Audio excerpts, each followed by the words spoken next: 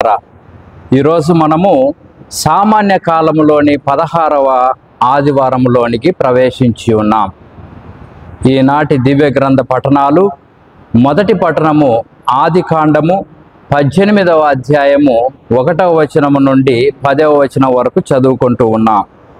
రెండవ పఠనాన్ని పునీత పౌలు కొలొస్సీలకు రాసినటువంటి లేఖ 1వ అధ్యాయము 24వ వచనము నుండి 28వ వచనం వరకు చదువుకుంటూ ఉన్నాం. మరి సువిశేష పఠనాన్ని లూకా శుభవార్త 10వ అధ్యాయము 38వ వచనం నుండి 42వ వచనం వరకు చదువుకుంటూ ఉన్నాం. ప్రియ సహోదరి సహోదరులారా, ఒకానొక అడవిలో ఒక చిన్న పల్లెటూరు నివసిస్తూ ఉంది. ఆ పల్లెటూరులో చదువుకోవటానికి పాఠశాల లేనందున అక్కడ ఉన్నటువంటి విద్యార్థులు పట్టణానికి వెళ్ళి అక్కడ వాళ్ళ యొక్క విద్యను నేర్చుకోవటానికి అక్కడికి వెళ్ళాల్సి ఉంది. అయితే ఈ పట్టణానికి ఈ పల్లెటూరుకి మధ్యన ఒక పెద్ద చెరువు ఉంది. ఆ చెరువును దాటటానికి ఒక పడవలో వాళ్ళు ప్రతిరోజు కూడా వెళ్ళాల్సి ఉంది. అలా పడవలో వెళుతున్నటువంటి ఒకానొక రోజున ఓ చిన్నారి బిడ్డ ఆ పడవ నడుపుతున్నటువంటి తాతను గమనిస్తూ ఉంది. ఆ తాత ఒక చేతిలో ఒక తెడ్డు, ఇంకొక చేతిలో ఒక తెడ్డు పెట్టి ఇలా నడుపుతూ ఉండడం చూసింది. అయితే ఆ తెడ్ల పైన ఏదో రాసి ఉండటం ఆమె గమనించింది. ఆ చిన్నారి బిడ్డ ఒక తెడ్డు పైన ప్రార్థన అని రాయటం, మరో తెడ్డు పైన పని అని రాసేటువంటి ఆ రెండు పదాలను ఆ చిన్నారి బిడ్డ చూసింది. ప్రియ సహోదరి సహోదరులారా, ఎందుకు ఆ విధంగా ఆ తాత రాశాడో తెలుసుకోవాలని పడవలో ఉన్నటువంటి ఆ చిన్నారి బిడ్డ తాత దగ్గరికి వెళ్ళి తాతని ఈ విధంగా అడుగుతుంది. తాత, ఈ పడవ పైన ఈ రెండు తెడ్ల పైన ఒకదానిపైన ప్రార్థన, ఇంకొక దానిపైన పని అని ఎందుకు రాశావు? రెండిటి మీద ప్రార్థన అని రాయొచ్చు కదా, లేక రెండిటి మీద పని అని రాయొచ్చు కదా, ఎందుకు నువ్వు వేరువేరుగా రాశావు అని ఆ తాతను అడిగింది. ప్రియ సహోదరి సహోదరులారా, అప్పుడు ఆ తాత ఈ బిడ్డకు గుణపాఠం చెప్పాలని చెప్పి ఆ పని అనేటువంటి తెడ్డును పక్కన పెట్టి ప్రార్థన అనేటువంటి ఈ తెడ్డును తీసుకొని ఆ పడవను నడపటం మొదలుపెట్టాడు. ప్రియ సహోదరి సహోదరులారా, నడిపేటువంటి ఆ సమయంలో చిన్నారి బిడ్డను అడిగాడు, బిడ్డ, నేను ప్రార్థన అనేటువంటి తెడ్డుతో నడుపుతున్నాను కదా, పడవ ముందుకు పోతుందా అని అడిగాడు. లేదు తాత, ముందుకు పోవటం లేదు అనింది. ఆ తర్వాత ప్రార్థన అనేటువంటి తెడ్డుని కింద పెట్టి పని అనేటువంటి తెడ్డుని తీసుకొని మరలా నడపటం మొదలుపెట్టాడు. ఇప్పుడు ఈ పడవ ముందుకు పోతుందా బిడ్డ అని అడిగినప్పుడు, ముందుకు పోవటం లేదు తాత, అక్కడే రౌండ్గా తిరుగుతుంది అని చెప్పింది. ప్రియ సహోదరి సహోదరులారా, ఆ తర్వాత తాత ప్రార్థన పని అనేటువంటి రెండు తెడ్లను తీసుకొని ఈ విధంగా నడుపుతూ ఉన్నప్పుడు ఇప్పుడు ముందుకు పోతుంది అంటే సునాయాసంగా ముందుకు పోతుంది తాత అని చెప్పి ఆ బిడ్డ చెప్పింది. ప్రియ సహోదరి సహోదరులారా, అప్పుడు ఆ తాత అన్నాడు, బిడ్డ, ప్రార్థన ఒక్కటే ఉంటే సరిపోదు, పని ఒక్కటే ఉంటే సరిపోదు, రెండు కూడా కలిసికట్టుగా ముందుకు పోవాలి. ఎప్పుడైతే ఈ పని ప్రార్థన అనేటువంటివి రెండు కలిసిపోతాయో అప్పుడే మనము గమ్యాన్ని సులభంగా చేరుకోగలము అన్నటువంటి ఆ యొక్క భావనను ఆ బిడ్డకు నేర్పించాడు. ప్రియ సహోదరి సహోదరులారా, ఇదే సత్యాన్ని ఈరోజు మనం చదువుకోబోయేటువంటి ఈ 3 పట్టణాలలో కూడా ఇదే సత్యాన్ని బోధిస్తూ ఉంది. ప్రియ సహోదరి సహోదరులారా, మనము ఈనాటి సువిశేషంలో మనం చూసినట్లయితే మరియమ్మ మార్తమ్మ అనేటువంటి ఆ సువిశేషాన్ని మనం చదువుకొని ఉన్నాం. ఈ సువిశేషములో మార్తమ్మ ఇంటికి పెద్దగా ఉన్నటువంటి, వయసులో పెద్దగా ఉన్నటువంటి ఈ మార్తమ్మ యేసు ప్రభువు దగ్గరికి వెళ్ళి యేసు ప్రభువును తన ఇంటికి ఆహ్వానించింది. ప్రియ సహోదరి సహోదరులారా, ఆహ్వానించినటువంటి ఆమె బాధ్యతగా వచ్చినటువంటి అతిథికి ఒక రుచికరమైనటువంటి భోజనాన్ని పెట్టాలని తలంచి ఆ మార్తమ్మ రుచికరమైనటువంటి ఆ వంటలను తయారు చేయటంలో వంటగదిలో బిజీగా ఉండిపోయింది. ప్రియ సహోదరి సహోదరులారా, అదే సమయంలో ఈ మార్తమ్మకు ఒక సహోదరి మరియా అనేటువంటి సహోదరి ఉంది. ఆ మరియా యేసు ప్రభు పాదాల చెంత కూర్చొని ప్రభు చెప్పేటువంటి మాటలను గ్రహిస్తూ ఆమె సమయాన్ని అంతా కూడా ప్రభు యొక్క పాదాల దగ్గర గడుపుతూ ఉంది. ప్రియ సహోదరి సహోదరులారా, అయితే ఈ కష్టపడుతున్నటువంటి మార్త ప్రభు దగ్గరికి వచ్చి ఆమె కోపాన్ని, ఆమె విసుగుతనాన్ని ప్రభువు దగ్గర ప్రదర్శించటం మనం చూస్తాం. ప్రియ సహోదరి సహోదరులారా, ఆ సందర్భములో యేసు ప్రభువు మార్తమ్మతో ఒక మాట అంటాడు. ఏమంటాడంటే, మరియమ్మ ఉత్తమమైనటువంటి దానిని ఎన్నుకునింది అన్నటువంటి మాట అంటాడు. అంటే దాని అర్థం ఏమిటంటే, మార్తమ్మ ఉత్తమమైనటువంటి దానిని ఎన్నుకోలేదనే కదా దాని అర్థం. అంటే ఇప్పుడు మార్తమ్మ చేసినటువంటి పని తప్ప, మార్తమ్మ చేసేటువంటి పనిలో ఏమైనా తప్పుందా అన్నటువంటి భావన మనలో కలుగుతుంది. ప్రియ సహోదరి సహోదరులారా, చాలామంది ఈ యొక్క సువిశేషాన్ని గురించి బోధించేటప్పుడు మనమందరం కూడా మార్తమ్మలాగా ఉండాలి, మరియమ్మలాగా ఉండకూడదు అన్నటువంటి భావనను, ఆ బోధనను చేస్తూ ఉంటారు. ఎందుకు అలా చేస్తూ ఉన్నారు? మార్తమ్మ చేసినటువంటి తప్పేంటి? మనము సువిశేషంలో కూడా చదువుతాం. యాకోబు రాసినటువంటి భక్తుడు యాకోబు రాస్తాడు, క్రియలు లేని విశ్వాసం వ్యర్థం అంటాడు. అంటే సేవాభావము, మనం చేసేటువంటి పని ముఖ్యమైనదినే కదా దాని అర్థం. అదేవిధంగా పునీతురాలైనటువంటి మదర్ తెరీసా కూడా అంటుంది, ఏమని?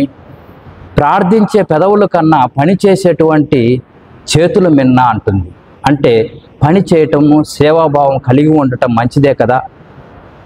అదేవిధంగా పోయిన ఆదివారం రోజుననే మంచి సమరయుడు అనేటువంటి ఉపమానము ద్వారా ఎవరైతే మంచి సమరయుని వలె ఒక సేవాభావం కలిగి జీవిస్తారో వారికే పరలోక రాజ్యం దొరుకుతుంది, మీరందరూ కూడా మంచి సమరయుని వలె జీవించండి అని చెప్పాడు కదా. మరి మార్తమ్మ చేసింది కూడా అదే కదా. మరి మార్తమ్మ ఉత్తమమైన దానిని ఎన్నుకోలేదని ప్రభు అనటములో అంతరార్థం ఏంది అన్నటువంటి విషయాన్ని ఈరోజు మనం ధ్యానించుకోబోతూ ఉన్నాం. ప్రియ సహోదరి సహోదరులారా, ఈ యొక్క సువిశేషాన్ని నేను లోతుగా ఆలోచించిన తర్వాత, ధ్యానించిన తర్వాత నాకు అర్థమైనటువంటి 3 అంశాలను మీ ముందు ఈరోజు ఉంచాలనుకుంటున్నాను. ప్రియ సహోదరి సహోదరులారా, మొట్టమొదటిది ఇక్కడ మనం గ్రహించాల్సింది, యేసు ప్రభు మార్తమ్మ చేసేటువంటి ఆ యొక్క పనిని కానీ ఆ సేవను కానీ తప్పు పట్టడం లేదు. ప్రియ సహోదరి సహోదరులారా, యేసు ప్రభు తప్పు పట్టింది ఒకే ఒకటి ఏంటంటే ఆమెకున్నటువంటి వైఖరి, నెగటివ్ యాటిట్యూడ్. ఇంగ్లీష్లో మనం నెగటివ్ యాటిట్యూడ్ అంటాం. అంటే ప్రతికూలమైనటువంటి వైఖరిని యేసు ప్రభు ఆమెలో తప్పు పడుతున్నాడు అన్నటువంటిది మనం గ్రహించాలి. ఉదాహరణకు ఈరోజు లూకా శుభవార్త 10వ అధ్యాయము 40వ వచనములో చూస్తే మార్తమ్మ ప్రభు దగ్గరికి వెళ్ళి ఈ విధంగా అంటుంది. ఏమంటుందంటే, ప్రభు, నా సహోదరి పనులన్నీ నాపై వదిలి మీ చెంత కూర్చొని ఉండుట మీరు గమనించుటలేదా? చూడండి ప్రియ సహోదరి సహోదరులారా, యేసు ప్రభు దగ్గర ఈ మాటలను అనేటువంటి ఆ వైఖరిని ప్రభు తప్పు పడుతూ ఉన్నాడు. దీనిలో మనం 2 విధాలుగా అర్థం చేసుకోవచ్చు ఈ మాటలో. ఒకటి ఏంటంటే, తానే కష్టపడుతూ ఉంది అనేటువంటి ఆ సానుభూతిని ప్రభు దగ్గర నుండి తెచ్చుకోవాలన్నటువంటి ఆ యొక్క ఆలోచనతో ఆ విధంగా ఈ మాట అనేది అనేది ఒక విధంగా మనకు అర్థమవుతుంది. అదే విధంగా చూస్తే మరియా దేవుని దగ్గర ఉండటం, దేవుని పాదాల చెంత ఉండటం ఓర్చలేకపోయిందని కూడా మనము అర్థం చేసుకోగలం. ఒకవైపున ఆమెకే సానుభూతి కలగాలి, అంటే నేనే నీ కోసం కష్టపడుతున్నానని ప్రభువు దగ్గర చూపించుకోవాలన్నటువంటి ఆ తత్వాన్ని ఆమె వ్యక్తపరచడం అక్కడ మనం గమనిస్తాం. ప్రియ సహోదరి సహోదరులారా, అదేవిధంగా మరియా యేసు ప్రభు దగ్గర ఉండటం ఆమె ఓర్చలేకపోయిందని కూడా మనకు ఈ మాటలో అర్థమవుతుంది. అందుకే ప్రభు ఆ వైఖరిని తప్పు పట్టాడే తప్ప ఆమె చేసినటువంటి తప్పును, ఆమె చేసేటువంటి పనిని ఏది కూడా తప్పు పట్టలేదని మనమందరం కూడా గ్రహించాలి. ప్రియ సహోదరి సహోదరులారా, రెండవదిగా లూకా శుభవార్త 10వ అధ్యాయం 40వ వచనములో మనము చివరిలో చూస్తే మార్తమ్మ ఇంకొక మాట కూడా అంటుంది యేసుతో. మార్తమ్మ ఏమంటుందంటే, నాకు సహాయం చేయుటకు ఆమెను పంపించు అంటుంది. అంటే ఇంగ్లీష్లో మనం ఏమంటాం, టెల్ హర్ టు హెల్ప్ మీ. ఇక్కడ యేసుకే తీర్పు చెప్తుంది, యేసుకే ఆమె సజెషన్స్ ఇస్తుంది, పంపించు అని. ప్రభువుకు తెలియదా పంపించాలని? ఇక్కడ మనం గ్రహిస్తే, ఇప్పుడు మార్తమ్మ మరియమ్మను నా దగ్గరికి సహాయం చేయటానికి పంపించు అని చెప్పిన తర్వాత యేసు ప్రభు పంపించాడా? పంపించలేదు. అంటే దాని అర్థం ఏంటి? మరియమ్మ చేస్తున్నటువంటి మంచి కార్యాన్ని ప్రభువు దాన్ని ఆస్వాదిస్తున్నాడు. మార్తమ్మ అది ఆస్వాదించలేకపోయింది, అదే మంచి పని అనేటువంటిది గ్రహించలేకపోతుంది అన్నటువంటి సత్యాన్ని అక్కడ ప్రభువు వ్యక్తపరుస్తూ ఉన్నాడు. ప్రియ సహోదరి సహోదరులారా, అందుకే ఇక్కడ మనం ఇంకా లోతుగా గ్రహిస్తే, మార్తమ్మ ప్రభు దగ్గరికి వెళ్ళి అభ్యర్థించటం లేదు, అంటే రిక్వెస్ట్ చేయటం లేదు, చేస్తుంది.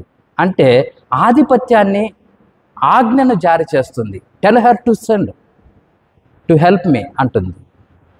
Tell her to help me, send her to help me అంటుంది. అంటే ఇక్కడ ఈ వైఖరిని ప్రభు తప్పు పడుతూ ఉన్నాడు. ప్రియ సహోదరి సహోదరులారా, దేవునికి తీర్పు చెప్పటానికి మనమెవరు? దేవుడు మనకు తీర్పు చెప్తాడు, కానీ మనము దేవునికి తీర్పు చెప్పేటువంటి వాళ్ళమా? కానే కాదు ప్రియ సహోదరి సహోదరులారా. కాబట్టి అలాంటి ఆ తత్వాన్ని ప్రభు ఆ మార్తకు ఎత్తి చూపించాడు. ప్రియ సహోదరి సహోదరులారా, మరి అదేవిధంగా యెషయా గ్రంథము 55వ అధ్యాయము 8-9 వచనాలలో ప్రభు అంటూ ఉన్నాడు. ఏమంటున్నాడు? నీ ఆలోచనలకు నా ఆలోచనలకు ఆకాశానికి భూమికి ఉన్నటువంటి వ్యత్యాసం ఉంది అంటున్నాడు. అంటే ఇక్కడ మార్తమ్మ ఆలోచనలకు దేవుని యొక్క ఆలోచనలకు చాలా వ్యత్యాసం ఉంది అన్నటువంటి సత్యాన్ని అక్కడ మార్తమ్మకు చెప్పకనే చెప్తున్నాడు. అందుకే మార్తమ్మ అడగగానే మరియమ్మను పంపించలేదు ఆ పని చేయటానికి. ఇది మనము గ్రహించాలి. ఈ వైఖరిని మాత్రమే తప్పు పట్టాడే తప్ప మార్తమ్మ చేసినటువంటి పనిని తప్పు పట్టలేదన్నటువంటి అంశాన్ని మనం గుర్తెరగాలి. ప్రియ సహోదరి సహోదరులారా, మూడవదిగా, she chose the wrong priority. ఆమె తప్పుడు ప్రాధాన్యతను ఎంచుకున్నది అన్నటువంటిది ప్రభువు చూపించాలనుకున్నాడు. ఇక్కడ నేను ఉపద్ఘాతంలో చెప్పినట్టుగా పని, ప్రార్థన రెండు ముఖ్యమే, కానీ ఆ రెండిటిలో ఏది ప్రాధాన్యమైనటువంటిది అనేది మార్తమ్మ గ్రహించలేకపోయింది. మార్తమ్మ ఏమనుకుంటుందంటే పని చేయటం అనేది ప్రధానమైనటువంటిది అనుకుంటుంది, కానీ ప్రభు అక్కడ నేర్పించింది ఏంటంటే ప్రభుతో ఉండటం, ప్రభువుని ప్రార్థన చేయటం అనేటువంటిది కరెక్ట్ అయినటువంటి ప్రయారిటీ.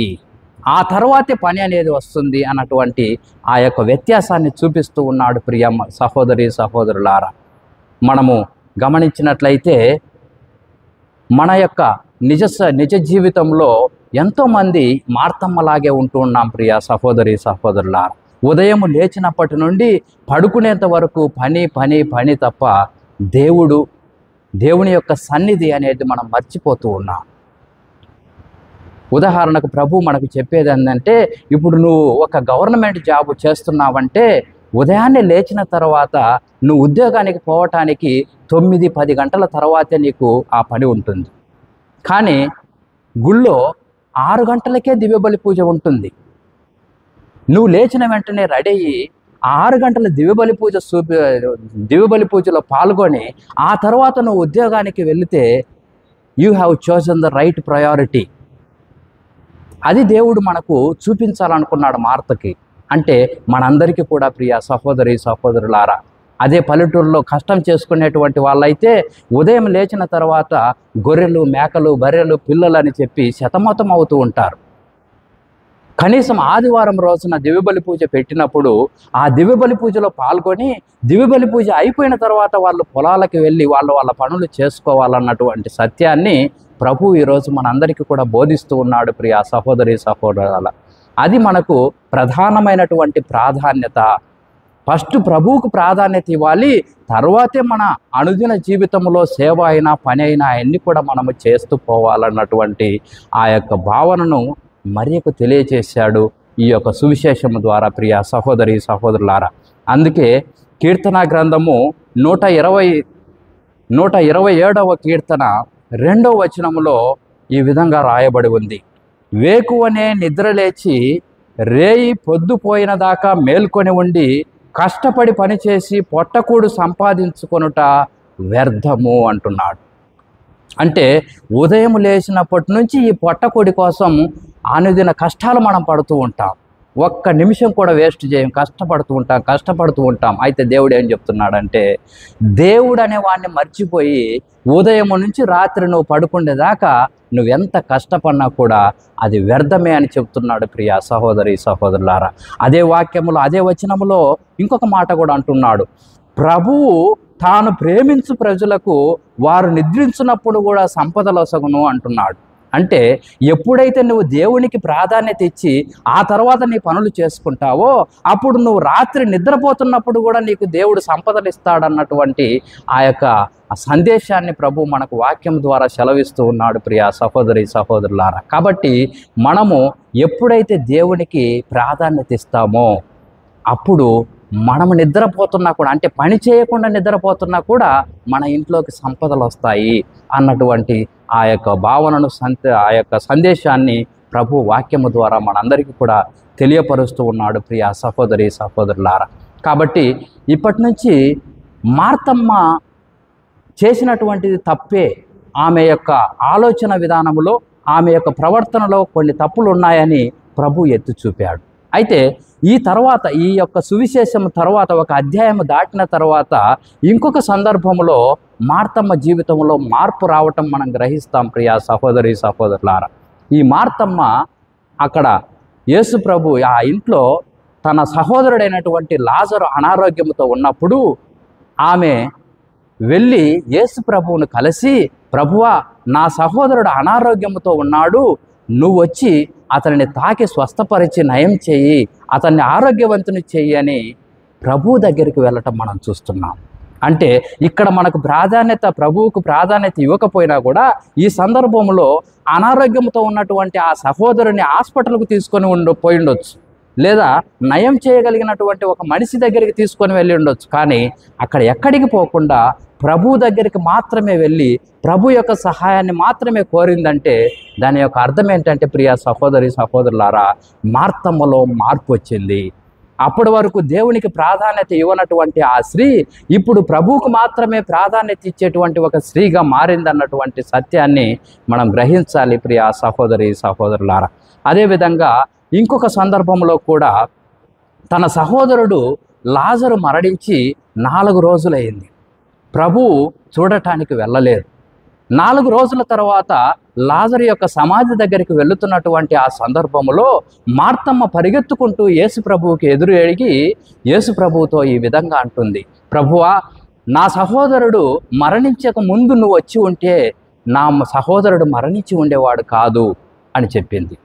అప్పుడు ప్రభువు మార్తమ్మతో, మార్తమ్మ నువ్వు నన్ను విశ్వసిస్తే ఈరోజు ఇప్పుడు కూడా నేను మహిమ కలిగినటువంటి కార్యాలు చేస్తానని నువ్వు విశ్వసిస్తున్నావా అంటే, అవును ప్రభు నేను విశ్వసిస్తున్నాను అని అక్కడ ఆమె విశ్వాసాన్ని వ్యక్తపరచడం మనం చూస్తాం. ప్రియ సహోదరి సహోదరులారా, ఆమె యొక్క విశ్వాసం వలనే మరణించినటువంటి లాజరును కూడా లేచిపెట్టినటువంటి ఆ అద్భుత కార్యాన్ని యేసు ప్రభు చేయగలిగాడు. ప్రియ సహోదరి సహోదరులారా, కాబట్టి ఇక్కడ మార్తమ్మలో ఉన్నటువంటి తప్పులు ఆమె సరిదిద్దుకున్న తర్వాత ప్రభువుకు మాత్రమే ప్రాధాన్యత ఇచ్చేటువంటి ఒక బిడ్డగా ఆమె జీవించింది. ప్రియ సహోదరి సహోదరులారా, కాబట్టి మన యొక్క జీవితము కూడా మార్తమ్మ యొక్క జీవితం కావాలి.